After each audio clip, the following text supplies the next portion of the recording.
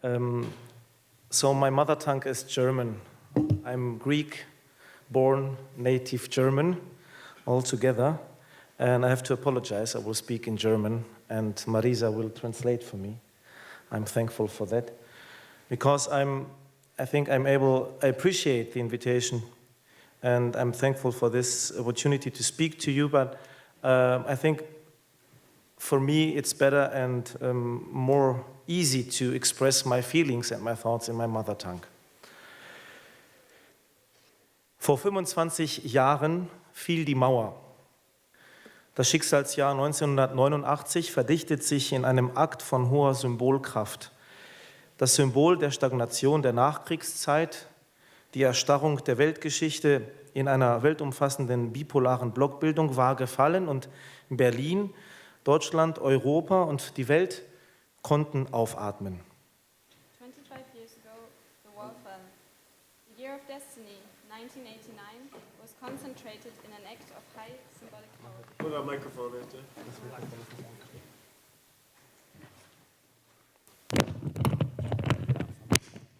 25 years ago, the wall fell. The year of destiny, 1989, was concentrated in an act of high symbolic power.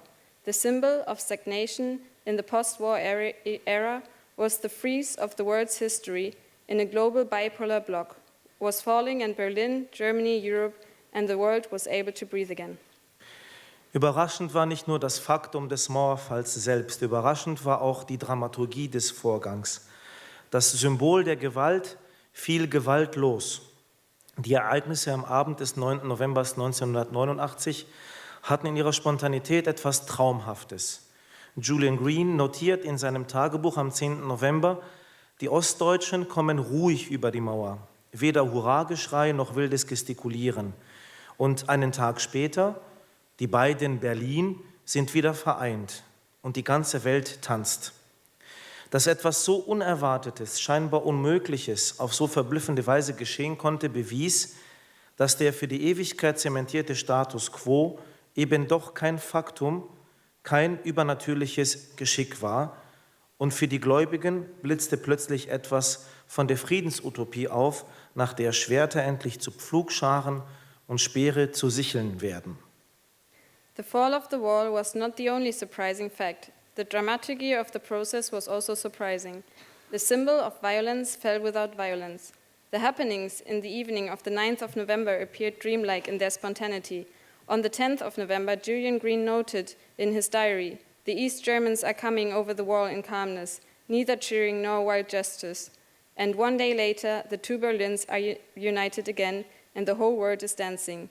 That something unexpected, apparently impossible, was happening in such a stunning way only proves that the status quo, which was stated for eternity, was not supernatural ability, and for the believers, suddenly a part of the peace utopia was flashing up, which finally formed their swords into plowshares and their spears into pruning hooks.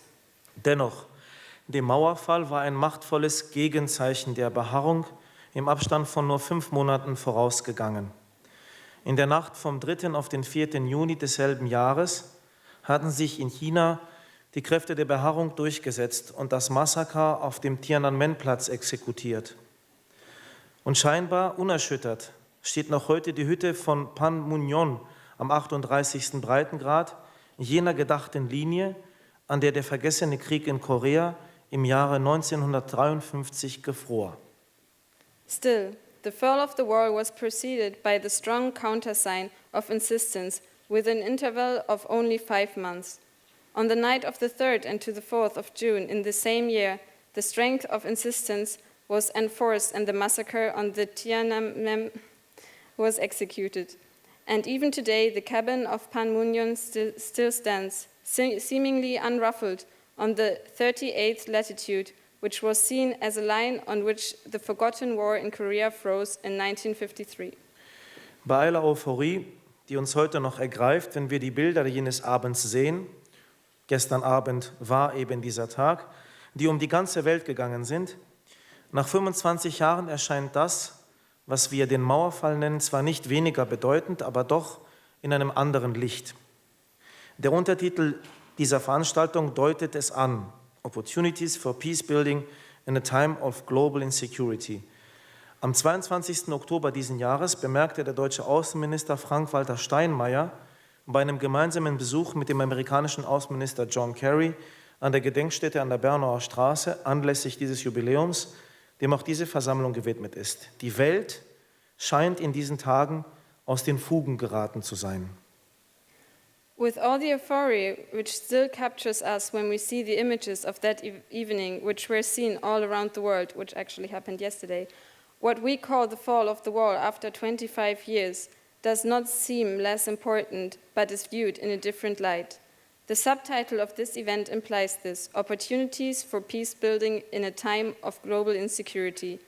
On the 22nd of October this year, the German Foreign Minister Frank-Walter Steinmeier noticed a mutual visit in the memorial of Bernauer Straße for this anniversary with John Kerry, the Foreign Minister of the US, to whom this gathering is also dedicated. These days, the world appears as it has completely been turned upside down. Während der Mauerfall damals als das Ende eines veritablen Albtraums erschien, wird heute, nur ein Vierteljahrhundert später, klar, dass er auch als Ouvertüre eines tektonischen Wandels, der unbemerkt längst begonnen hatte, gedeutet werden kann. Während des Kalten Krieges hatten sich unter der eisigen Oberfläche Spannungen aufgebaut, die in jenen postmodernen Unsicherheiten virulent geworden sind, die wir heute schmerzhaft erfahren. Die Sicherheiten sind in Windeseile dahingeschmolzen. Das zeigt sich zunächst mit ungeheurer Wucht im Jugoslawien-Konflikt, mit den ersten Kriegen, Vertreibungen und versuchten Völkermorden in Europa seit dem Zweiten Weltkrieg. While at that time the fall of the wall appeared as the end of a veritable nightmare, today, only a quarter of a century later, it is clear that the fall can also be considered as the overture of a tectonic change which already started long ago.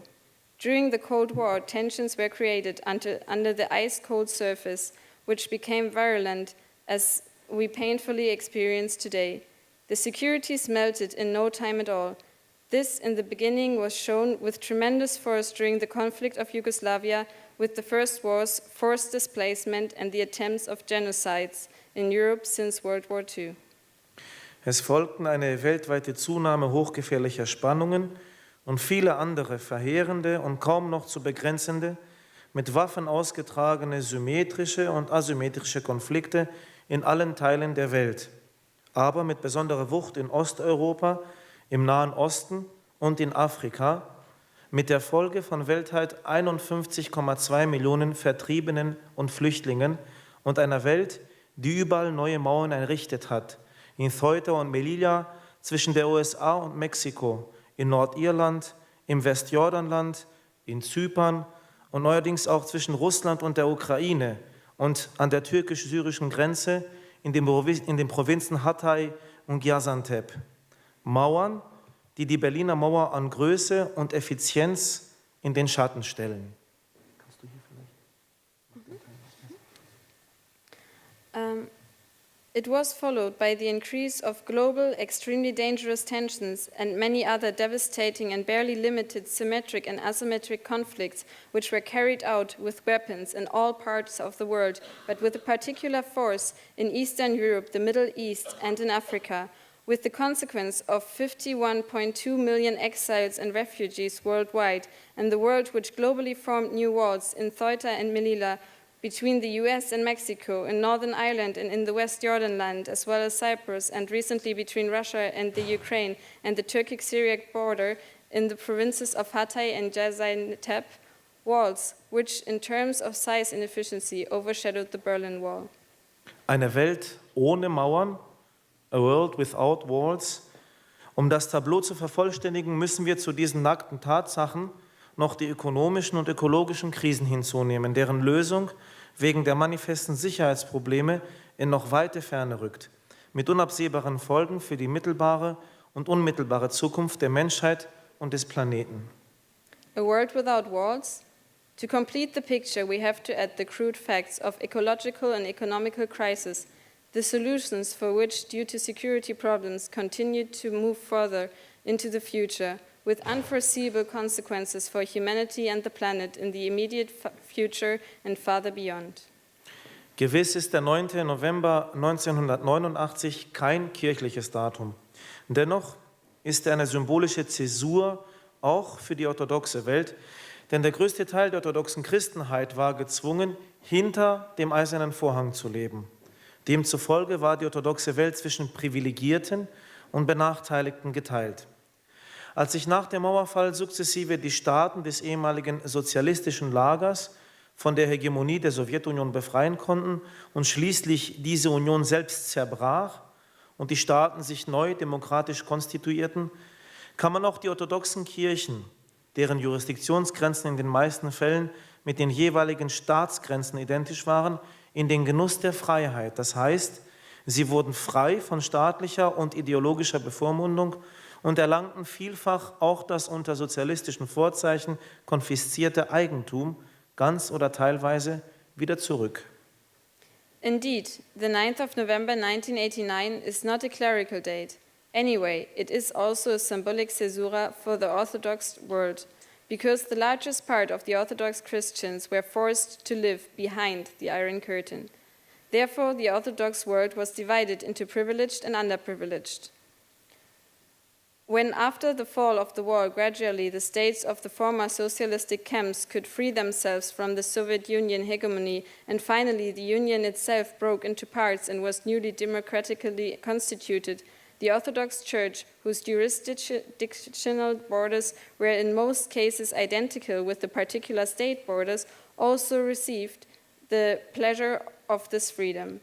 This means it became free of governmental and ideological paternalism and received in many cases partly or even fully their properties back, which were confiscated by under the socialistic auspices.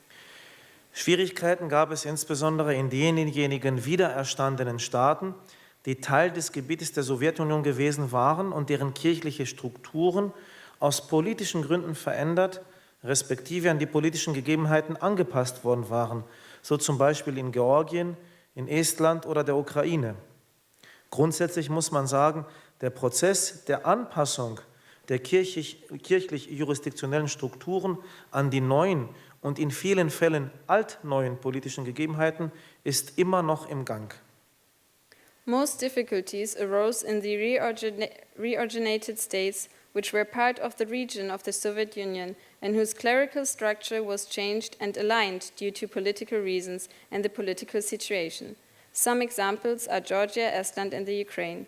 Essentially, one must say the process of adoption and the clerical jurisdictional structures in the main contemporary cases of old-new political situations is still ongoing.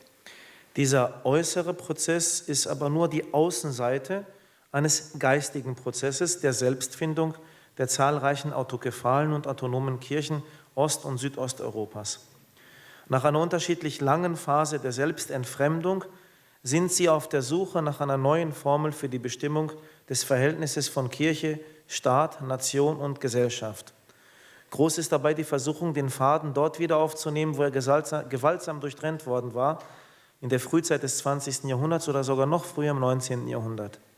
Dieser Prozess der Affirmation hat zu einem Resultat geführt, das den Erwartungen diametral widerspricht, die man auch in der orthodoxen Kirche mit der Auflösung der Ost-West-Polarisierung, wie sie sich hier in Berlin symbolisch verdichtet hat, verbunden hatte. Dass nun nämlich die panorthodoxen Angelegenheiten, die so lange hatten vernachlässigt werden müssen, endlich Fahrt aufnehmen. Stattdessen wurde das kirchliche Miteinander komplexer, vielstimmiger, aber nicht immer harmonischer. But this external process is only the external side of a spiritual process of self-discovery by the many autocephalous and autonomous churches in East and Southeast Europe.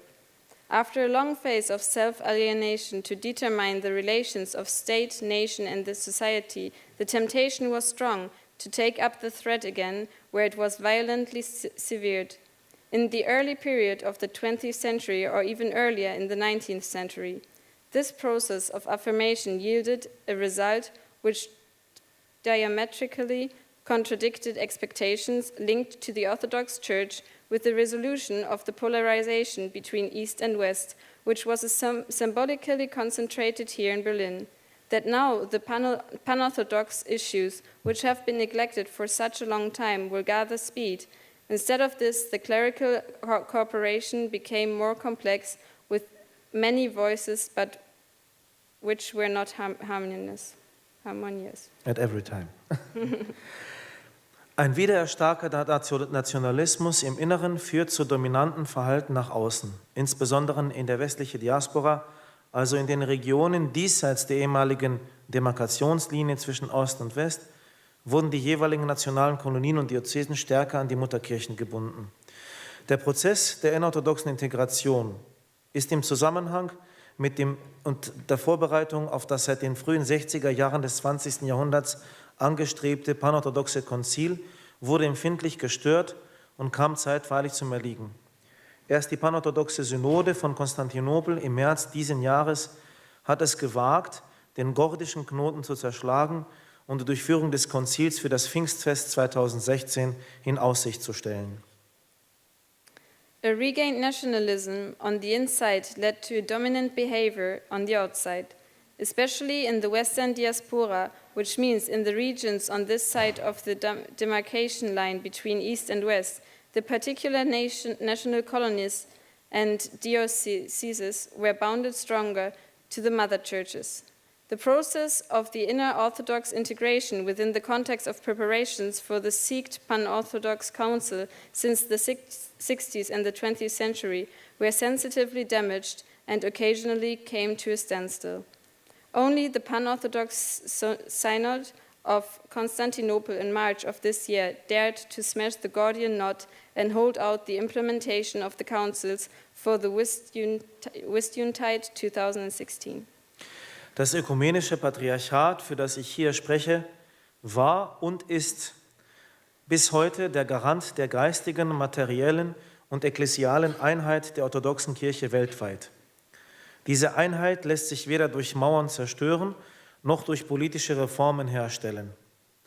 Als im Jahre 1963 die griechisch-orthodoxe Metropolie von Deutschland gegründet wurde, umfasste diese neu gegründete Metropolie selbstverständlich von Anfang an die beiden, damals noch voneinander getrennten Teile Deutschlands. Das Gebiet der damaligen Bundesrepublik westlich, aber auch der sogenannten Deutschen Demokratischen Republik östlich der Mauer. Auf die Idee, eine Kirche im Sozialismus auszurufen, wären wir auch dann nicht gekommen, wenn wir damals, was nicht der Fall war, eine nennenswerte Zahl von Gläubigen auf dem Gebiet jenseits der Mauer gehabt hätten. The ecumenical patriarchate for which I am speaking was and is until today the guarantor of the spiritual, material and ecclesial unity of the Orthodox Church worldwide.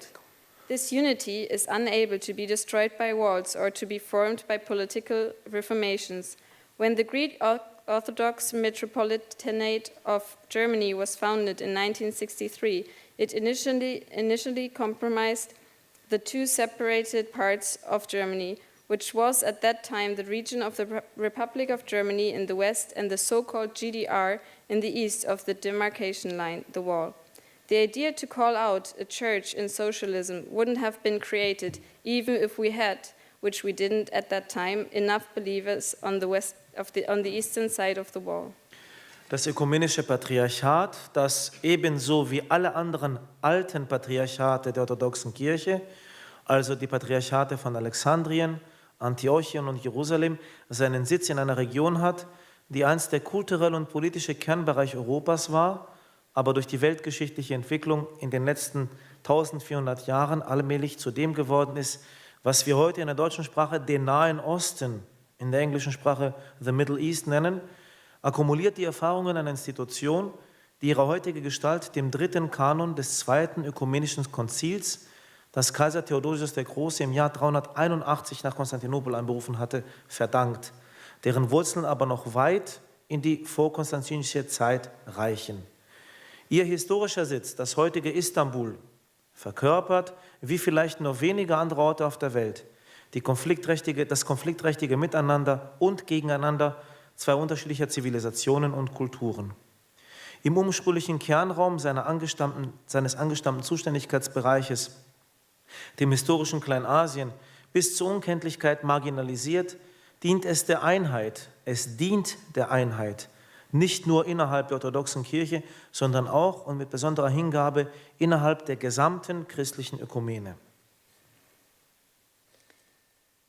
The ecumenical patriarchate, which, as many other ancient patriarchies of the Orthodox Church, so the Patriarchy of Alexandria, Antioch, and Jerusalem, has its place in a region which once has been the cultural and political core area of Europe, but became today, through the global historical development in the last 1,400 years, what we call in the German language the Near East, Nahe Osten. In English, this would be Middle East. Accumulates the experiences of an institution which, in its figure today, owes its name to the Third Canon and the Second Ecumenical Council, which the Emperor Theodosius the Great convened in Constantinople in 381. Those roots reach back even further than the pre-Constantine time. Her historical place, which today is Istanbul, embodies, as maybe only a few places on earth, the conflict led in mutuality and against each other of two different civilizations and cultures. In the original core area of his traditional responsibility, historically Anatolia, marginalized until the unrecognizability, serves the unity not only within the Orthodox Church, but also with a particular commitment within the entire ecumenical movement. Sorry, this was not Anatolia, this was Asia Minor. Asian Minor. Asia Minor in English. Doch sein Engagement beschränkt sich nicht nur auf die christliche Welt. Das ökumenische Patriarchat ist einer der profiliertesten Wortführer des interreligiösen Dialogs, also mit dem Islam und dem Judentum und allen anderen Religionen weltweit. Es führt alle Dialoge mit der Leidenschaft und der geschärften Wahrnehmung eines lebendigen Organismus, der durch seine Kontinuität in einer fast 2 Jahrtausende umfassenden wechselvollen Geschichte und die exponierte geografische Lage seines Zentrums selbst ein reales Symbol dieser gefährdeten Einheit geworden ist, für die es Zeugnis gibt. But his engagement is not limited to the Christian world. The ecumenical patriarchate is one of the highest profile leaders of the interreligious dialogue. It leads all dialogues with the passion and the sharp awareness of a lively organism, which, through his continuity, became itself a real symbol of this vulnerable community through embracing almost 2 centuries of varied history and the exposed geographical position of its center, for which it provides testimony. Es gibt sichtbare Mauern, aber es gibt auch unsichtbare Mauern. Der moderne türkische Staat, Nationalstaat zum Beispiel, nennt sich zwar laizistisch, privilegiert aber einen staatlich kontrollierten sunnitischen Islam. Andere Religionsgemeinschaften werden ignoriert oder wie die Christen und die Juden in Fortsetzung der Tradition des Osmanischen Staates nur geduldet und einer speziellen Rechtsprechung unterworfen. Auch die Beitrittserklärungen der Türkei mit der Europäischen Union haben an dieser tiefgreifenden Diskriminierung nicht das Geringste geändert.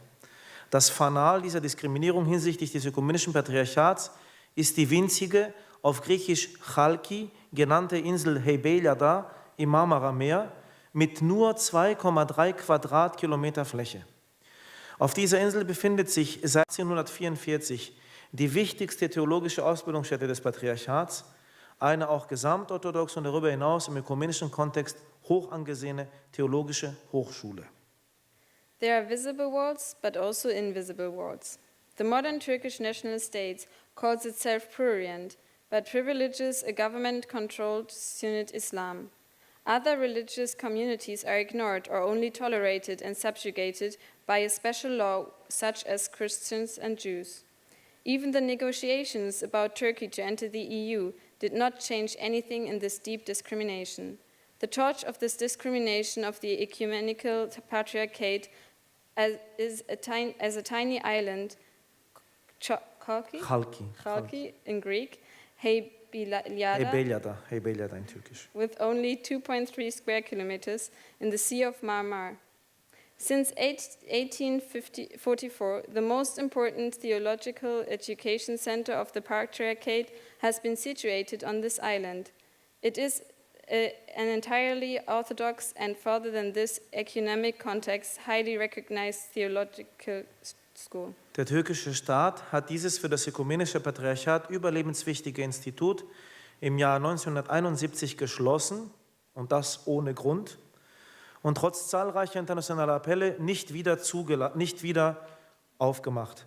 Selbst der Umstand, dass die Europäische Union das Thema der Wiedereröffnung dieser Hochschule im Zusammenhang mit der Behinderung der freien Religionsausübung der Christen in der Türkei auf die Liste der Forderungen an den Beitrittskandidaten Republik Türkei gesetzt hat, hat die konsequente Verweigerungshaltung der türkischen Regierung bisher nicht beeinflussen können.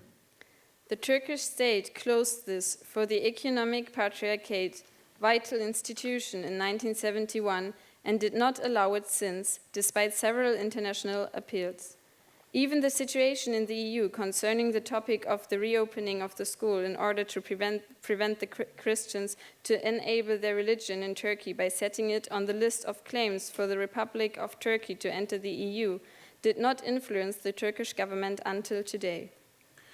25 Jahre seit dem Mauerfall, das ist ein vergleichsweise kurzer Zeitraum und doch genug, um im Hinblick auf die zahllosen neuen Konflikte und Gefahren von neuem zu erkennen, dass das, worauf wir uns heute hier besinnen, dass Freiheit, Selbstbestimmung und Demokratie immer wieder neu errungen werden müssen.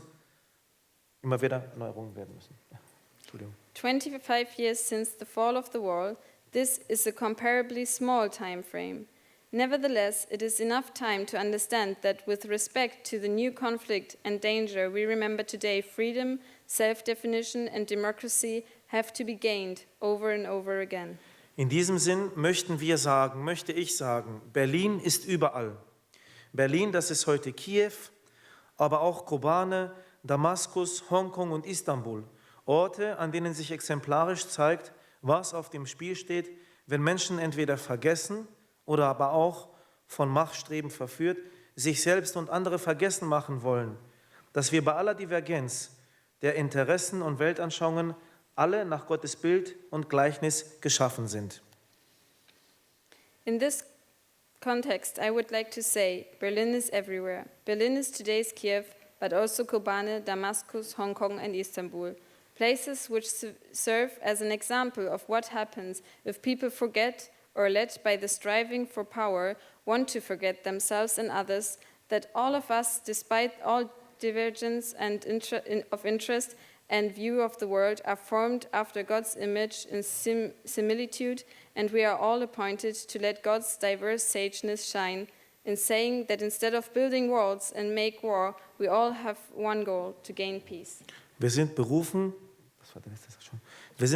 Gottes mannigfaltige Weisheit erstrahlen zu lassen, indem wir, statt Mauern zu errichten und Kriege zu entfachen, das eine einzige Ziel verfolgen, den Frieden zu erringen und zu bewahren. Ich danke für Ihre Geduld.